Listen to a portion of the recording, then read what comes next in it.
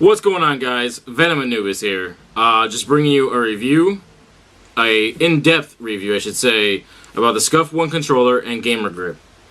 Now, GamerGrip here, I've been using it for the past 2 days. I can say a few things about it. First off, GamerGrip, I thought initially was gonna give me more enhanced grip on my controller.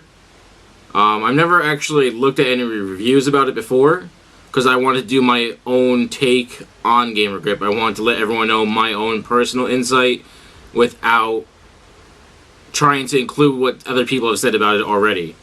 I wanted to try to hopefully maybe give you guys a more in-depth review about it.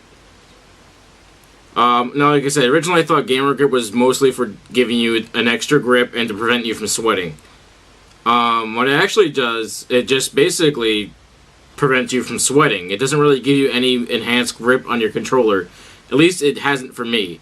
It definitely works for stopping your hands from sweating. My hands for 4 hours, if not longer, did not sweat. I had, you know, better control of my controller, but no grip really, because, you know, I mean, like, I wasn't sliding as much because I wasn't sweating at all from my hands. So it was more grip in a sense, but not like grip. Like, I was expecting actually to be kind of like, almost like a rubbery grip, or more like a glue kind of grip, like something where I was really good to be able to have a firm hold on my controller.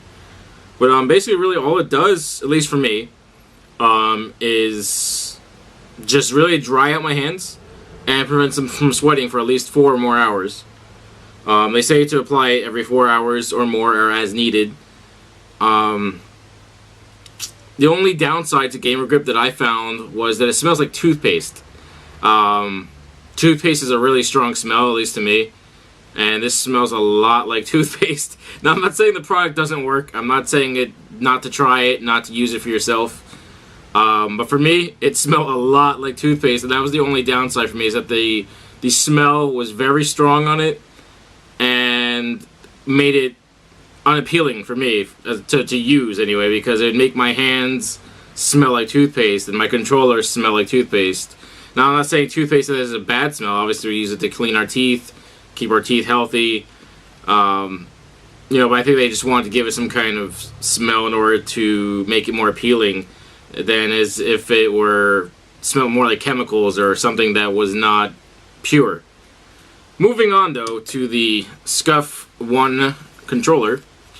Let me unplug these wires for you guys, because like I said, I've been using this for the past 2 days straight, and as you can see, no real wear and tear yet.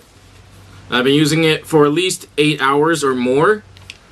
I've already gotten the controller dirty, because like I said, I've been really gaming with it, and when I game with it, my, you know, obviously skin particles and whatnot, you know, sweating a little bit when I wasn't using the GamerGrip.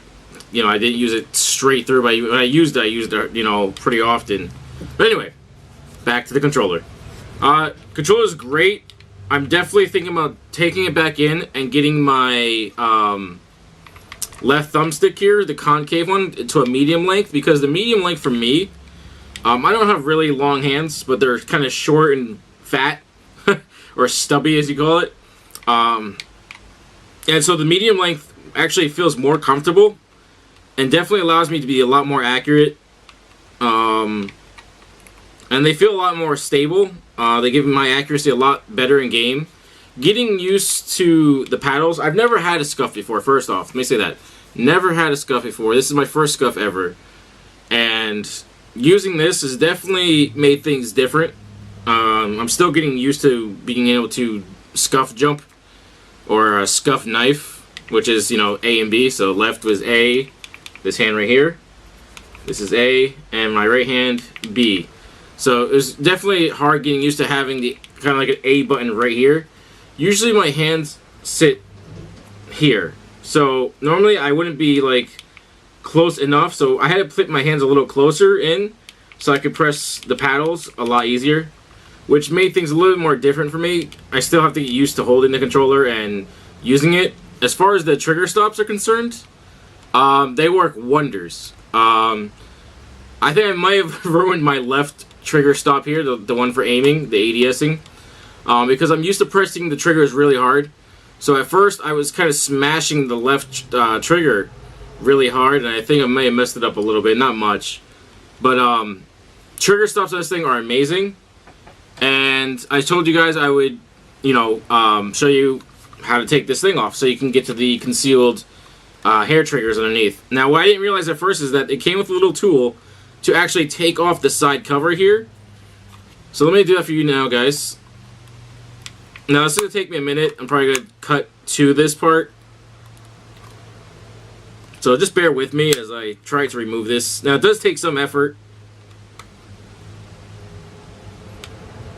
It takes a lot of effort, actually.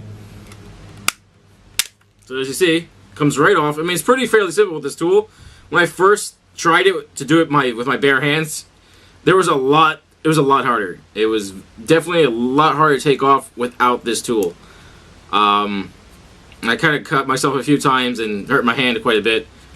As you see here, it comes off, and then right in there by the trigger is the little hair mechanism where you would take your little key that they give you to tighten or loosen the trigger stop mechanism to make it a little more fluid or a little bit tighter, however you feel. I loosened up my ADSing trigger a little bit, and I tightened up my shooting trigger a little bit more so I could just tap it a lot faster. Otherwise than that, though, I really didn't do much to it besides that. Like I said, I loosened this up quite a bit, though, the ADS, and tightened this up just a smidge. And it works wonders for me. So, that's pretty much it right there. As you can see, the ScufGrip is still on there. And it's fairly simple to put back on. You just kind of snap it right back on. See, and just like that, it's back on, like nothing. I mean, it doesn't come off. I mean, they made this controller really well. Great ideas put into this controller, especially considering all the other parts that are in it to make that was used to make this controller. Like I said, I love the design, love the blueprint. Thinking about eventually probably getting another one down the road. I might also get a 360 one at some point, just to try out different designs, see how they look in person. I've seen people get a lot of the basic standard color ones like the Hornet, the white one, the gray one, obviously Optic, Envy. Personally, in my opinion, the Envy and Optic controllers aren't all that. They could have done better. They could have made them a little more fancy. There's a lot of graphic designers out there that are making designs for the ScufOne, and they're submitting them to Scuf. I suggest whoever is a graphic designer and submitting designs to keep submitting them to Scuf. Scuf will eventually take your ideas, where right now, obviously, they're debating on what to do, what kind of designs to eventually put out. But that's all I have for you guys today. I apologize yesterday for not bringing out this video sooner. I totally forgot about it. I got carried away with doing some graphic design of my own for my team, for myself, for other people. I will bring you another video today, whether it's ranting or gameplay or something. I'll try to do something special for you guys today to make up for yesterday. So as always, guys, stay cool, be cool, give respect, and get respect in return. Venom and Anubis out. Later, guys.